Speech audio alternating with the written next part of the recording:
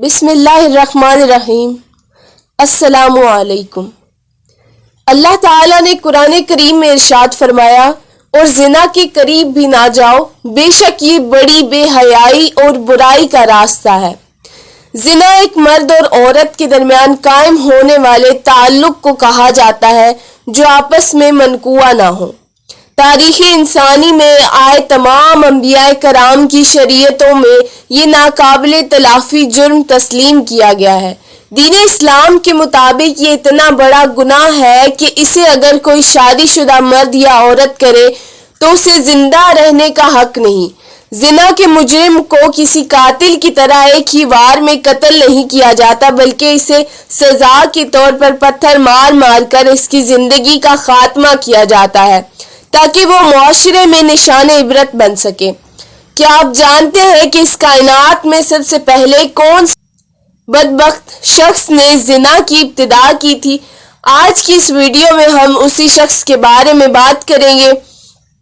جب حضرت آدم علیہ السلام اور حضرت حوا علیہ السلام نے اللہ تبارک و تعالیٰ کے حکم کی نافرمانی کرتے ہوئے شجر ممنوعہ کا پھل کھا لیا تو اللہ تبارک و تعالیٰ نے حضرت آدم اور حضرت حوا علیہ السلام کو زمین پر اتار دیا۔ پھر اللہ تبارک و تعالیٰ کے حکم سے حضرت حوا علیہ السلام کے ہاں اولاد پیدا ہوئی۔ بعض روایات کے مطابق حوا علیہ السلام کو 20 حمل ٹھہرے جس سے 40 بچے پیدا ہوئے، اور ہر حمل کے دوران ایک لڑکا اور ایک لڑکی پیدا ہوا کرتے تھے۔ یہاں پر یہ بات یاد رکھیے کہ اس وقت کے قوانین شریعت ہماری آج کی شریعت کے قوانین سے بالکل مختلف تھے۔ حضرت آدم علیہ السلام کے دور میں ایک حمل سے پیدا ہونے والے لڑکے کی شادی دوسرے حمل کی لڑکی سے ہوتی تھی، جبکہ دوسرے حمل کے لڑکے کی شادی پہلے حمل کی لڑکی سے کی جاتی تھی، اور ایک حمل کے بہن بھائی آپس میں بہن بھائی قرار پاتے تھے۔ پھر اسی دوران حضرت آدم علیہ السلام کے ہاں قابیل اور حابیل پیدا ہوئے۔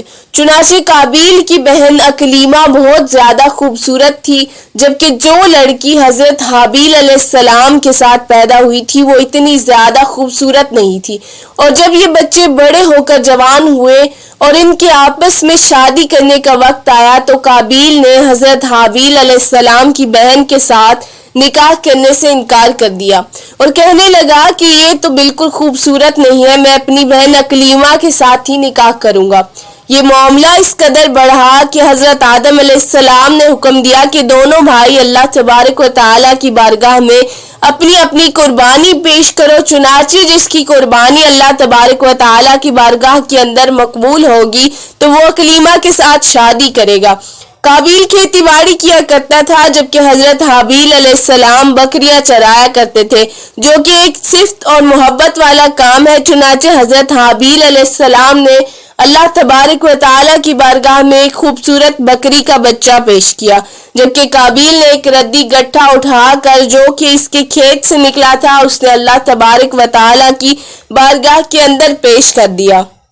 اس زمانے کے رواج کے مطابق آسمان سے آگ اتری اور اس نے حضرت حابیل علیہ السلام کی قربانی کو نگل لیا، جس پر قابیل کہنے لگا کہ ضرور میرے باپ حضرت آدم علیہ السلام نے حابیل کے لیے دعا کی ہوگی، جس کی وجہ سے اس کی قربانی قبول ہوئی ہے۔ پھر اسی واقعے کے بعد قابیل نے حضرت حابیل علیہ السلام کو دھمکی دی، اور روایات کے اندر آتا ہے کہ حضرت حابیل علیہ السلام قابیل علیہ السلام سے زیادہ طاقتور تھے، لیکن آپ نے اللہ تبارک و تعالیٰ کے خوف کی وجہ سے فرمایا کہ اگر تو مجھے قتل کرے گا تو میں تمہاری طرف تمہیں قتل کرنے کے لیے ہاتھ نہیں بڑھاؤں گا۔ میں چاہتا ہوں کہ قیامت کے دن تو میرے گناہ کے ساتھ آئے۔ چنانچہ ایک دن قابیل نے غصے میں آ کر حضرت حابیل علیہ السلام کے سر پر پتھر مارا، جس سے آپ کی موت واقع ہوگی۔ حضرت حابیل علیہ السلام کو قتل کرنے کے بعد اس وقت قابیل بہت پریشان ہوا اور اس نے حابیل علیہ السلام کی لاش کو اپنے کندھوں پر اٹھائے کئی دن تک مارا مارا پھرتا رہا۔ پھر اللہ تبارک و تعالیٰ کے حکم سے 2 کوے آئے اور ان دونوں نے قابیل کے سامنے جھگڑا کیا۔ ایک کوے نے دوسرے کو مار دیا اور پھر اس نے زمین کھرید کر دوسرے کوے کو اس کے اندر ڈال کر اس کے اوپر مٹی ڈال دی۔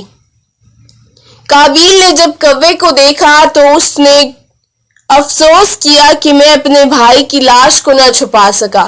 پھر اس نے بھی اسی طرح کیا اور حضرت حابیل علیہ السلام کی لاش کو زمین کے اندر دفن کر دیا، اور قابیل اپنی بہن اکلیمہ کو لے کر وہاں سے چلا گیا، کیونکہ مسلسل شیطان اس کے پاس آتا رہا اور اس کو اس بات سے ڈراتا تھا کہ تمہارا باپ تمہیں قتل کر دے گا، لہٰذا وہ اپنی بہن کو لے کر وہاں سے کہیں دور جا کر وادیوں میں بس گیا۔ اس واقعے کے بعد حضرت آدم علیہ السلام بہت زیادہ مغموم رہا کرتے تھے اور اب اللہ تبارک و تعالی سے دعا کیا کرتے تھے کہ یا اللہ مجھے وارث عطا فرما۔ اسی دوران آپ کو حضرت شیس علیہ السلام کی بشارت ملی۔ حضرت شیس علیہ السلام جیسے ہی پیدا ہوئے تو حضرت آدم علیہ السلام نے بچپن سے ہی ان کی تربیت پر خاصی توجہ دی اور حضرت شیس علیہ السلام کو تمام معاملات سے آگاہ کیا۔ جب حضرت شیس علیہ السلام جوان ہوئے تو حضرت آدم علیہ السلام نے انہیں اپنے بعد مومنین کا خلیفہ مقرر کیا اور انہیں اس بات کا حکم دیا کہ وہ اپنے بھائی قابیل اور ان کی اولاد سے دور رہیں اور مومنین کی اس جماعت کو بھی ان سے دور رکھیں۔ جب حضرت آدم علیہ السلام کی وصال کا وقت قریب آیا تو حضرت آدم علیہ السلام یہ وصیتیں کرتے تھے، اس دنیا سے کوچ فرما گیا۔ اللہ تبارک و تعالیٰ کے مقدس فرشتے نازل ہوئے اور انہوں نے حضرت شیس علیہ السلام کو حضرت آدم علیہ السلام کو دفن کرنے کا طریقہ بیان کیا۔ حضرت شیس علیہ السلام نے اسی طرح سے کیا اور پھر اس کے کچھ عرصے کے بعد آپ کی والدہ حضرت حوا علیہ السلام کا بھی انتقال ہو گیا۔ اس واقعے کے بعد زنا کی ابتدا ہوئی۔ اس بارے میں بنی اسرائیل کی روایات میں ہمیں یہ ملتا ہے کہ قابیل اور اس کی آل اولاد ایک وادی کے اندر رہا کرتے تھے۔ ایک دن شیطان ان کے پاس ایک غلام کی صورت میں آیا اور ایک شخص کے ہاں اجرت پر کام کرنے لگا۔ تھوڑا عرصہ گزرنے کے بعد اچانک وہ غلام عجیب و غریب کام کرنے لگا اور طرح طرح کے نئے نئے لباس تیار کرنے لگا اور ان کو گانے بجانے کے آلات بھی بنا کر دکھانے لگا اور ان کو ان آلات پر ایسی آوازیں سناتے جو انہوں نے آج سے پہلے کبھی نہ سنی تھی۔ چنانچہ وہ لوگ جو پہلے ہی حق سے دور تھے اور فسق و فجور کے اندر مبتلا ہو گئے اور انہوں نے اپنا ایک عید کا دن مقرر کر لیا جس کے اندر ان کی تمام عورتیں برہنہ لباس پہن کر اور زمانہ جاہلیت کی عورتوں کی طرح نیم عریاں لباس پہن کر آتی تھیں اور مردوں سے اختلاط کیا کرتی تھیں۔ حضرت شیس علیہ السلام کے ساتھ رہنے والے مومنین دور سے ہی ان گانے باجوں کی آوازیں سنا کرتے تھے۔ ایک دن ان میں سے ایک شخص کے دل کے اندر خیال آیا کہ کیوں نہ میں جا کر دیکھوں کہ آخر یہ کیا معاملہ ہے۔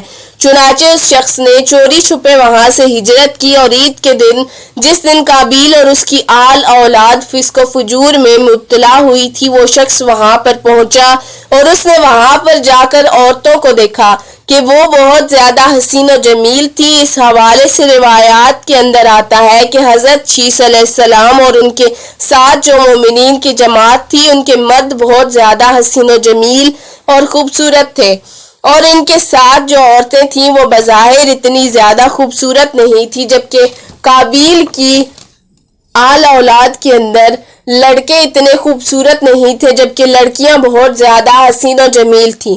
چنانچہ وہ نوجوان ان لڑکیوں کے حسن و جمال سے بہت زیادہ متاثر ہوا۔ پھر جب وہ واپس آیا تو اس نے چوری چھپے دیگر مومنین کو بھی اس حوالے سے خبر دی۔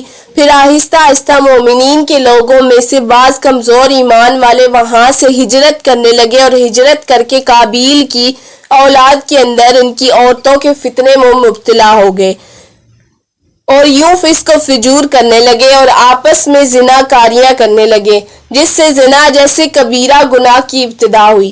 روایات میں آتا ہے کہ حضرت شیس علیہ السلام کے ساتھ رہنے والے مومنین کی تعداد بہت کم ہو گئی تھی جبکہ قابیل کا گروہ بہت زیادہ طاقتور ہو چکا تھا۔ چنانچہ وہ اپنی بستیوں کے اندر بھی فسق و فساد پھیلاتے اور بستیوں کے باہر بھی نکل کر حضرت شیس علیہ السلام کے ساتھ رہنے والے مومنین کو قتل کرتے اور ان کو طرح طرح کی تکلیفیں اور ایذائیں دیا کرتے تھے۔ یہ تمام روایات بنی اسرائیل سے لی گئی ہیں، جن کے بارے میں نبی کریم صلی اللہ علیہ وسلم نے فرمایا کہ جب تم بنی اسرائیل کی روایات میں سے کوئی روایت سنو تو نہ اس کی تصدیق کرو نہ اس کی تکذیب کرو، بلکہ یہ کہو کہ جو کچھ اللہ تبارک و تعالی نے نازل کیا ہے ہم اس پر ایمان لائے۔ اگر حقیقت حال پر غور کیا جائے تو زنا کی ابتدا اسی وقت ہو گئی تھی جب قابیل اپنی بہن اکلیمہ کو لے کر وہاں سے رخصت ہوا تھا اور اپنی بہن اکلیمہ کے ساتھ ناجائز رسم و رواج قائم کر کے اس نے اپنی اولاد پیدا کی تھی۔ آخر میں اللہ کریم سے دعا ہے کہ اللہ تبارک و تعالی تمام مومنین کو زنا جیسی لعنت سے محفوظ رکھے اور ہمارا خاتمہ بالایمان ہو، آمین ثم آمین۔ ویڈیو کے حوالے سے اپنی رائے کمنٹ سیکشن میں ضرور پیش کیجیے گا۔ ویڈیو پسند آئے تو لائک شیئر کیجیے گا اور چینل کو سبسکرائب کرنا مت بھولیے گا۔ بیل آئیکن کو پریس کر دیجیے تاکہ ہر آنے والی نئی ویڈیو آپ تک پہنچے۔ جزاک اللہ۔